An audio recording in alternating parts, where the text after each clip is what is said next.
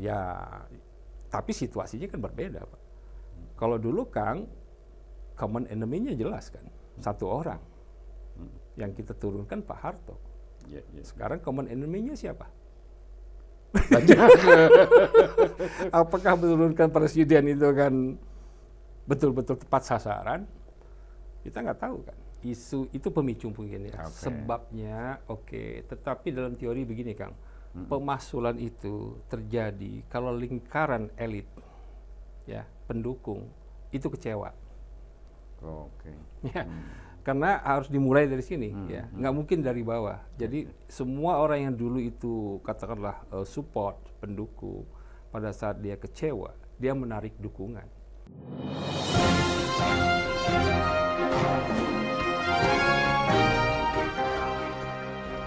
Jumpa lagi di Ruang Publik bersama DDM.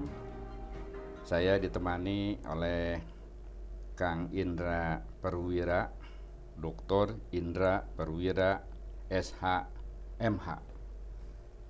Kang, sekarang ini media mulai memunculkan ya isu yang krusial, yang sensitif, itu tentang pemakzulan Pak Lurah. Itu gimana sampai muncul isu tersebut? Apa ada alasan-alasan kuat? Iya. Jadi kalau kita bandingkan dengan dua peristiwa politik, kan kita pengalaman ya. Dulu Pak Abdurrahman Wahid. Iya, Abdurrahman, sebelumnya Bung Karno kan pernah ya. Nah, itu sebetulnya dalam format sistem undang-undang dasar yang masih lama kan.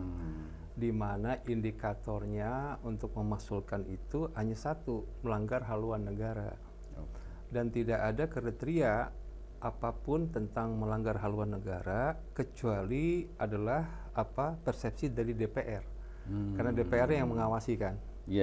Nah, kalau DPR menganggap presiden melanggar haluan negara, maka dia memberikan memorandum, dikasih peringatan 1 kali, 6 bulan kemudian tidak digubris, dikasih memorandum kedua.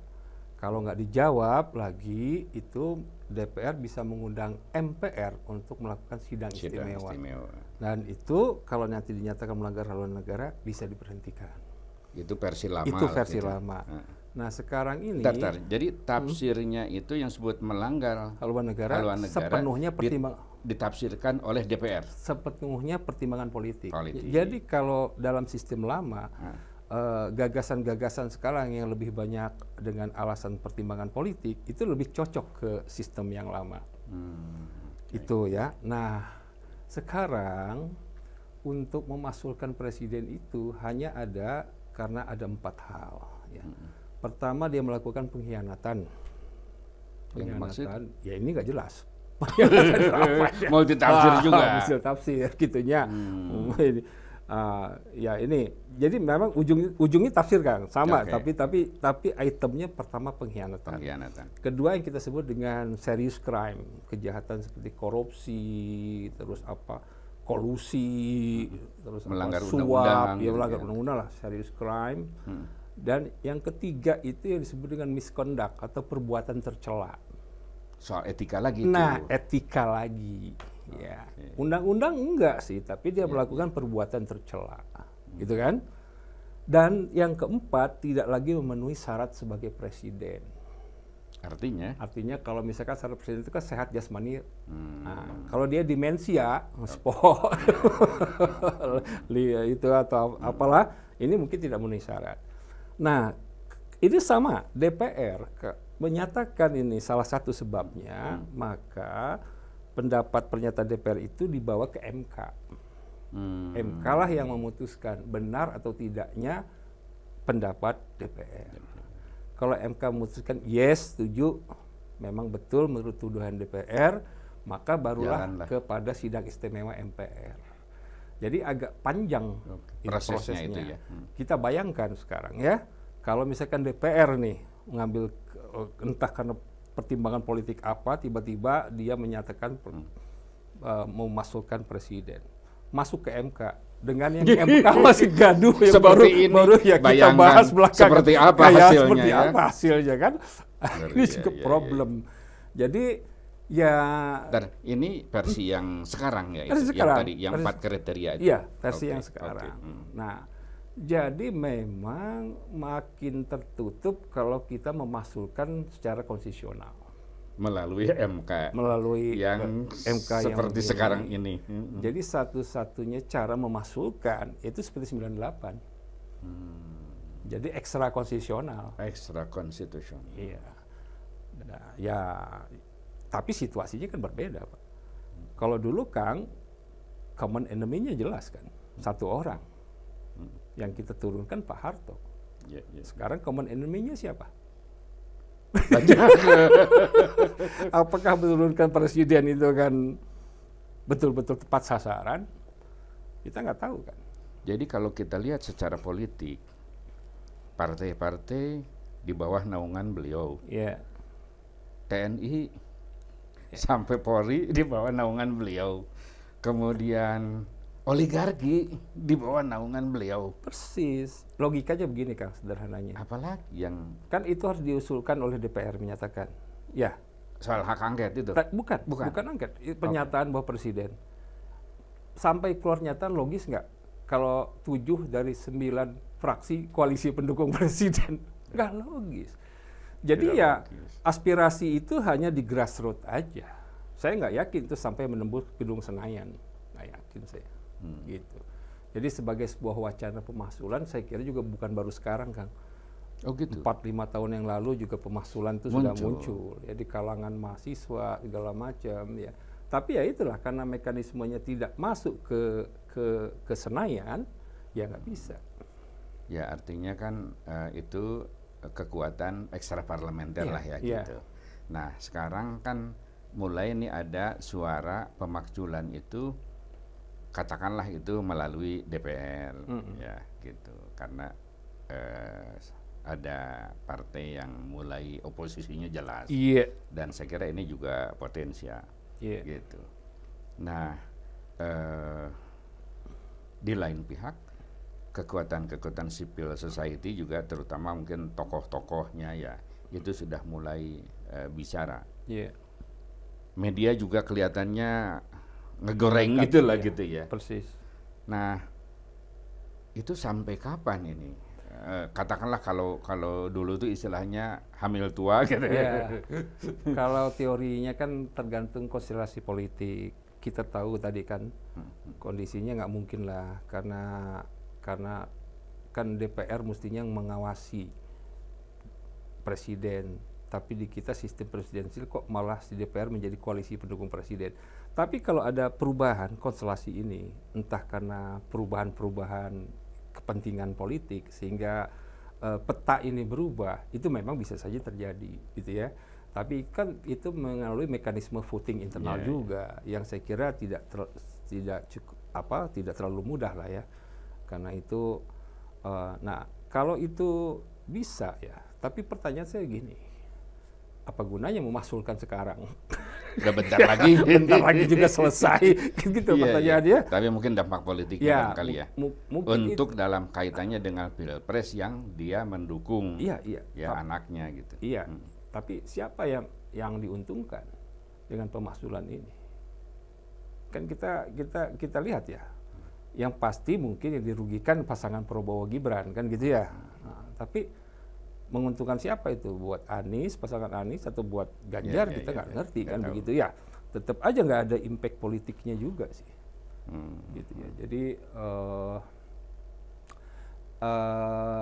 saya tidak apa ya, itu bentuk lain Kang dari kekecewaan ya, yang akumulatif dalam beberapa bulan ini dengan kejadian-kejadian politik, peristiwa-peristiwa, putusan MK segala macam itulah. Reaksinya itu kelihatan dengan pemaksulan gitu ya. Jadi sebenarnya, dan kalau saya lihat itu adalah suatu bentuk ekspresi kekecewaan gitu ya. Tapi bahwa itu nanti akan bergulir secara politik, saya belum melihat ya. Gitu. Ya mungkin kita bisa identifikasi terlebih dulu. Pemaksulan ini kan tentu terfokus pada Pak Lurah gitu ya. Betul. Nah sebetulnya kan apa sih langkah-langkah yang dilakukan secara politik sampai kemudian orang bereaksi pemakzulan. Jadi kan beberapa misalnya diidentifikasi bahwa Pak Lurah ini telah menjadikan demokrasi itu jadi defisit, bukannya meningkat gitu. Misalnya dengan lihat kasus MK yang makin turun marwahnya gitu, muruahnya, KPK misalnya yang harusnya menegakkan ya pemberantasan korupsi, pimpinannya sendiri yang melakukan korupsi sekarang kan gitu, tertuduh. Kemudian juga kasus-kasus di kepolisian, banyak elit yang ya sampai ya kasus pembunuhan kan gitu kan. Kemudian yang terakhir mungkin ini soal dinasti politik yang dengan kasat mata dipertontonkan gitu ya, sampai melabrak tadi institusi-institusi terhormat dikorbankan gitu untuk ini. Kayaknya mungkin itu ya, kasus-kasus itu yang membuat isu ya pemakzulan ini menjadi tadi nyaring gitu. Isu itu pemicu mungkin ya. Sebabnya tetapi dalam teori begini Kang, pemakzulan itu terjadi kalau lingkaran elit ya pendukung itu kecewa. Karena harus dimulai dari sini ya, nggak mungkin dari bawah. Jadi semua orang yang dulu itu katakanlah support, pendukung, pada saat dia kecewa, dia menarik dukungan. Bukan hanya diam, dia kekecewaan itu dengan pemakzulan. Jadi saya yakin isu pemakzulan itu keluarnya dari internal dulu pendukung Jokowi yang kecewa oleh beberapa hal, gitu ya. Dan itu memang bisa menjadi signifikan. Kita nggak tahu kan seberapa besar pendukung itu punya barisan ke bawah, kita nggak tahu kan, dan itu bisa signifikan. Jadi bukan formal partai politik kan, karena kita berharap partai politik itu, tapi para elit politik, karena dalam teori politik itu ada tokoh, dan tokoh ini kan signifikan yang dulu membentengi. Ada yang posisional, ada yang reputasional. Jadi yang reputasional ini mulai gerah sekarang. Nah itu bisa sih berpengaruh. Tapi kasus dulu ya waktu pemakzulan Pak Harto itu, nah ketika ekstra parlementer bergerak, lalu waktu itu Golkar solid gitu. Nah tiba-tiba kan Pak Harmoko waktu itu kan berubah pikiran, jadi berbalik. Itu karena tekanan massa ya, tekanan ekstra parlementer. Nah boleh jadi misalnya ke depan ini untuk Pak Lurah ini ada tekanan massa gitu, yang belum kita lihat sebetulnya kan intensitasnya itu baru tokoh-tokoh sipil ya. Nah ada tekanan itu, kemudian kan ada pendukung Pak Lurah itu sekarang ada yang moderat, ada yang sangat ini karena dia terpenjara oleh kasus-kasus gitu. Nah ada yang memang oposisi gitu. Nah mungkin one day ini juga bisa terjadi konfigurasi pemblokingan. Nah sehingga misalnya dengan isu-isu pemakzulan ini menjadi aware dan katakanlah melakukan konsolidasi baru gitu Kang. Saya melihat kalau ini bergulir, isu pemakzulan itu tidak hanya berhenti pada Pak Lurah. Para elit melihat terjadinya mereka kekecewaan, apapun lah dalam pertimbangan mereka, itu karena sistem. Nah, kalau pemakzulan itu saya yakin diikuti oleh perubahan sistem tuntutan mereka, bukan hanya menurunkan orang. Karena dengan sistem yang politik yang sekarang berlaku, siapapun itu akan juga melakukan hal yang sama, bisa terjebak melakukan hal yang sama. Sistem mana yang ingin diubah itu? Sistem politik sekarang, yang katakanlah dasarnya undang-undang dasar. Yang perubahan yang sekarang ini, yang multipartai, yang sistem pemilihan segala macam lah ini.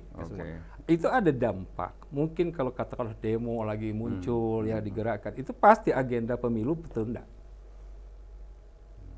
Pasti saran kita membuat satu sistem baru. Rada revolusioner juga itu. Repot itu. Pengen dinolkan lagi. Ya, akibatnya mungkin tidak seperti sekarang pasangan calon itu bisa nanti istilahnya ayak-ayak beas ya, berubah ya. Jadi target jangka pendek perubahan komposisi capres cawapres gitu. Karena begini Kang, isu perubahan undang-undang dasar itu udah lebih dari 20 tahun. Dan itu selalu dikawal oleh MPR.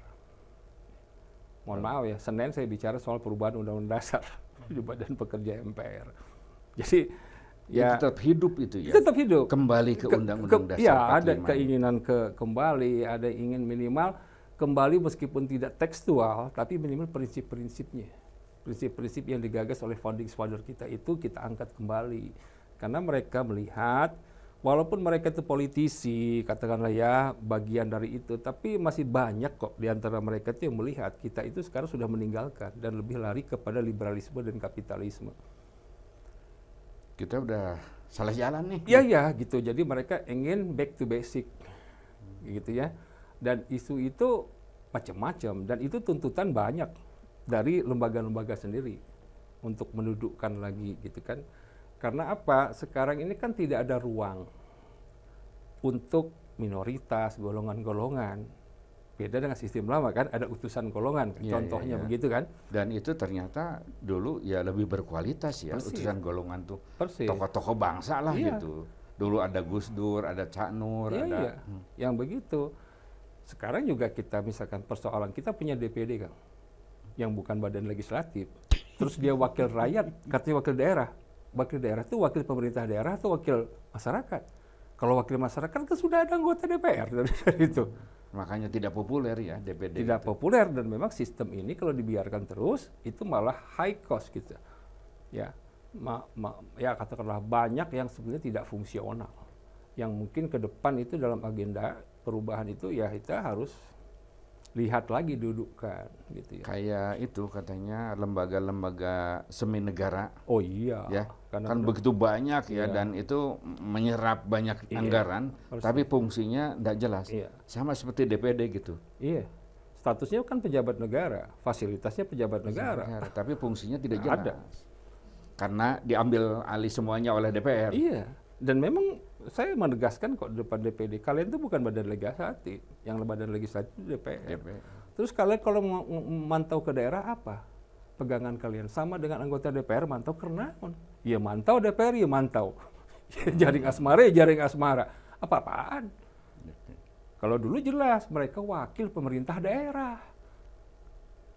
Jadi revisi terhadap undang-undang dasar itu api dalam sekam. Jadi ada tetap sampai sekarang tetap hidup.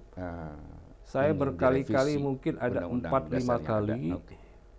kali saya berdiskusi dengan Badan Kajian MPR soal itu. Dan MPR membuka pintu. Itu ada di pikiran elit gitu loh. Oh. Jadi bukan di level massa ya gitu. Di ini. Bahkan kalau kita lihat disertasinya Pak Ketua MPR. Itu kan tentang mengembalikan haluan negara, adalah dokumen. Siapa Ketua MPR? Bamsud. Oh. Bamsud ya. Dia juga punya ide untuk perubahan undang-undang dasar gitu ya. Belum yang lain masih banyak.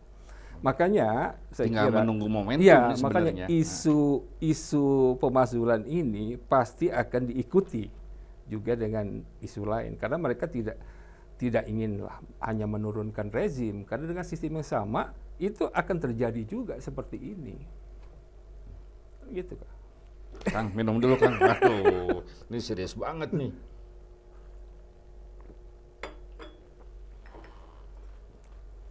Ngeri ya? Iya, ngeri. Jadi kita itu sebetulnya kan dulu itu Kang, tahun berapa ya? 2005. One Team Press kerjasama dengan MK, kalau nggak salah dulu itu kita membuat draft amandemen kelima. Ya oke, kita 1, 2, 4 kali itu belum selesai. Kita tuntaskan dengan yang 5. Nah, kita benahi. Jangan sampai ya kita inilah sinkronisasikan dengan ide-ide dasar pendiri negara gitu ya. Gitu. Nah waktu itu pas kita sudah selesai itu, waktu itu Ketua MK Prof. Jimli masih. Ini konsep bagus sekali, luar biasa. Tapi kan tergantung teman-teman kita di Senayan. Bahas atau masuk keranjang sampah. Nah, secara politik, Kang, DPR atau kalau badan-badan politik itu kan akan mengubah Undang-Undang Dasar kalau memang Undang-Undang Dasar tidak menjamin konstelasi politik yang ada. Selama masih nyaman membuat mereka, ide itu pasti ditinggalkan. Gitu teorinya. Nah ini kelihatannya sebagian mereka nggak nyaman, entah karena proporsi pembagian kekuasaan yang nggak ini atau kekecewaan apapun, sehingga mereka mulai mengangkat itu lagi, termasuk ide pemakzulan. Gitu. Oke. Nah, mengenai ide pemakzulan ini, apakah pintu masuk mengenai hak angket itu bisa nggak? Bisa. Kan hak angket itu kan meminta penjelasan bisa kepada kepala negara, kepada Pak Lurah tentang apa yang dilakukannya. Katakanlah misalnya isunya itu adalah politik dinasti. Persis, bisa lakukan. Bisa. Nah, itu mungkin nggak lewat jalur formal itu? Bisa, tergantung konstelasinya di DPR. Oke, kalau lihat komposisi DPR sekarang? Mungkin terjadi. Mungkin terjadi. Terjadi ya, karena gimana penjelasannya? Karena gini kan, sekarang ini kita nggak bisa lagi bertahan dengan 7 koalisi fraksi pendukung presiden, karena waktu pilpres ini kan mulai terpecah, terkonfigurasi ulang. Ya, kalau dulu 1, sekarang menjadi 3. Nah, kalau katakanlah kita ambil berimbang lah kekuatannya antara 3 paslon presiden ini, yang 2 gabung selesai kan. Gonjang-ganjing politik luar biasa. Bisa saja terjadi. Ya itu persepsi saya yang awam lah ya, kan kita kan cuma mengamati gitu ya. Tapi memang bisa saja bukan tidak mungkin terjadi, bisa saja. Kalau misalnya Pak Lurah ini asik dengan permainan sandiwaranya, dramanya gitu ya, tanpa melihat kekuatan-kekuatan lain yang bisa muncul tiba-tiba. Tapi mungkin Pak Lurah melakukan itu semua karena mungkin semua sudah di tangan beliau, gitu. Jadi dia apapun akan lawan habis-habisan misalnya. Nah ini juga makin mengeras, maka itu bisa kejadian. Kurang lebih begitulah ya, tapi saya juga tidak melihat sekarang ini di dalam decision dia itu central figure seperti zaman Orde Baru itu Pak Harto. Oh gitu? Enggak, saya tidak melihat gitu ya. Saya tidak tahu. Jadi bukan satu-satunya begini aktor gitu? Ya, gini pertanyaan kita gini, dalam kasus Gibran ya sampai beginilah. Ini Prabowo memanfaatkan Jokowi atau Jokowi memanfaatkan Prabowo. Ini kan kita nggak tahu. Apakah saling memanfaatkan? Nah, itu kan ya nggak tahu lah kita kan. Who knows? Hanya mereka yang tahu. Jadi bisa saja pemakzulan itu justru disengaja atau bagaimana sih, kita nggak ngerti lagi sih. Namanya juga politik lah. Ada teman yang ngejermusin gitu. Atau gini Kang, mungkin ya ini sekedar tadi early warning system, pengawasan dini untuk Pak Lurah ini, Pak, ya tolonglah mulailah ngerem gitu ya, dengan mempertimbangkan aspek tadi kepatutan, mempertimbangkan norma-norma hukum gitu, keadaban segala macam gitu. Persis. Ini kalau saya misalnya melihat ya, ini kan gonjang-ganjing ini dimulai dari inkonsistensi Pak Lurah terhadap anaknya. Awalnya kan belum masanya, umurnya juga belum sampailah untuk menjadi calon presiden gitu. Kemudian juga baru 2 tahun kok gitu ya mimpin wali kota di Solo. Nah, tapi tiba-tiba kan merestui dan lain sebagainya. Nah, barangkali menurut beliau ya gimmick-gimmick politik saja. Tapi para tokoh sipil kan memandang ini kan inkonsistensi, ini intervensi, ini tadi kemaruk kekuasaan. gitu, yang tengah dipertontonkan gitu kan. Nah mungkin ya barangkali nih, gimana nih nanti pendapat Akang, mungkin kalau saya membayangkan misalnya Gibran itu mengundurkan diri sebagai calon karena tadi ada pertimbangan cacat moral karena MK gitu, atau juga nanti ketidakpatutan gitu ya pertimbangannya. Lalu misalnya Prabowo itu diganti cawapresnya itu misalnya dengan yang lain, katakanlah misalnya Erick Thohir dan lain sebagainya. Kayaknya itu lebih smooth ya, dan tidak akan terjadi isu pemakzulan itu. Iya. Gimana Kang? Iya persis. Saya juga tadi melihat itu warning, tapi warningnya bukan terhadap Jokowi, terhadap yang lain, terhadap Prabowo. Kalau saya tim Prabowo, saya mikir ulang. Saya akan mengatakan pada Prabowo, Pak, ini pertimbangkanlah untuk tetap menggandeng Gibran. Gitu kalau saya ada di tim suksesnya. Karena yang kena langsung itu kan Pak Prabowo sebetulnya. Tidak ke Anies, tidak ke Ganjar. Jadi sekarang ini opini publik seolah-olah nembak Pak Jokowi, tapi yang untuk interest politik itu ada di Pak Prabowo. Jadi tinggal tergantung ke depan itu sikap Pak Prabowo. Dia pemakzulan itu message-nya sebetulnya komunikasi politiknya itu ke Pak Prabowo. Ya, gitu. Supaya terjadi pembusukan. Iya, di situ. Ya. Jadi saya kira kalau dia arif dan cermat, maka dia harus mempertimbangkan seperti yang Akang sarankan. Apakah ngambil Erick Thohir atau Ridwan Kamil? Beda itu pasti konstelasinya. Saudara, itulah bincang-bincang kita tentang pemakzulan. Mudah-mudahan ini hanya early warning system saja dan gonjang-ganjing politik tidak terlalu mengganggu sistem yang tengah ya berjalan, yaitu Pilpres sesuai dengan jadwal waktunya. Sampai jumpa.